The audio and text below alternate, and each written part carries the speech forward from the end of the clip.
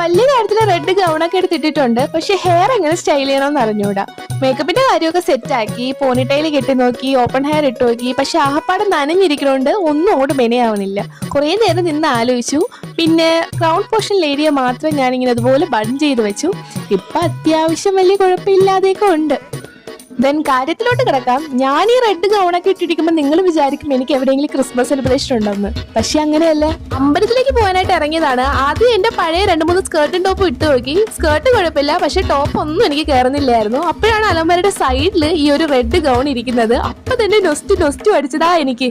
ഈ ഒരു red frock എന്റെ 17th ബർത്ത്ഡേക്ക് എന്റെ ഹസ്ബൻഡ് ഗിഫ്റ്റ് ചെയ്തതായിരുന്നു. ആ സമയത്ത് എനിക്ക് അത്യാവശ്യം നല്ല ലൂസ് ആയിരുന്നു. പക്ഷെ ഇപ്പൊ ഇത് കറക്റ്റ് ഫിറ്റ് ആണ്. ലൂസ് ആയതുകൊണ്ട് ഞാൻ ഇത് അധികം ഇട്ടിട്ടില്ല. ആ ഒരു ബർത്ത്ഡേക്ക് പിന്നെ ഒരു ഫംഗ്ഷന് മാത്രമേ ഇട്ടിട്ടുള്ളൂ. അതുകൊണ്ട് അധികം കേടൊന്നും വന്നിട്ടില്ല. അങ്ങനെ ഡ്രസ്സൊക്കെ ഇട്ട് നമ്മൾ നേരെ അമ്പലത്തിലേക്ക് പോയി. കുറേ നാൾക്ക് ശേഷം ഇപ്പോഴാണ് കേട്ടോ ആറ്റോല് വരാനായിട്ട് പറ്റിയത്. കുറേ നാളായിട്ട് വിചാരിക്കുന്നു. അങ്ങനെ നമ്മൾ ഇന്ന് ആറ്റോല് ക്ഷേത്രത്തിൽ പോയി ദേവിക്ക് ഹാരവും പട്ടും എണ്ണയൊക്കെ മേടിച്ചിട്ടാണ് പോയത്. പക്ഷെ ഇപ്പം പഴയതുപോലെയല്ല, ഭയങ്കര റെസ്ട്രിക്ഷനും കാര്യങ്ങളൊക്കെയാണ്. ഫോണൊന്നും അകത്തോട്ട് അലോഡേ അല്ല, അതൊക്കെ വാങ്ങിച്ച് വെക്കും. ഭയങ്കര ചെക്കിങ് ആണ് കേട്ടോ. പിന്നെ അമ്പലത്തിലേക്ക് മാത്രം വരുന്നൊരു പ്രതിഭാസമാണ് ഞാൻ കുങ്കുമം ഇടുന്നത്. പക്ഷെ ഇന്നിട്ടപ്പോൾ കുറച്ച് കൂടിപ്പോയി. അങ്ങനെ അമ്പലത്തിൽ നിന്ന് ഇറങ്ങി നേരെ എൻ്റെ ഫുഡ് എടുക്കാനായിട്ട് സെന്ററിൽ പോയി. അപ്പം അത്രയൊക്കെ ഉള്ളൂ ഇന്നത്തെ വീഡിയോ. ഇഷ്ടമായെങ്കിൽ സബ്സ്ക്രൈബ് മീ ഫോർ മോർ.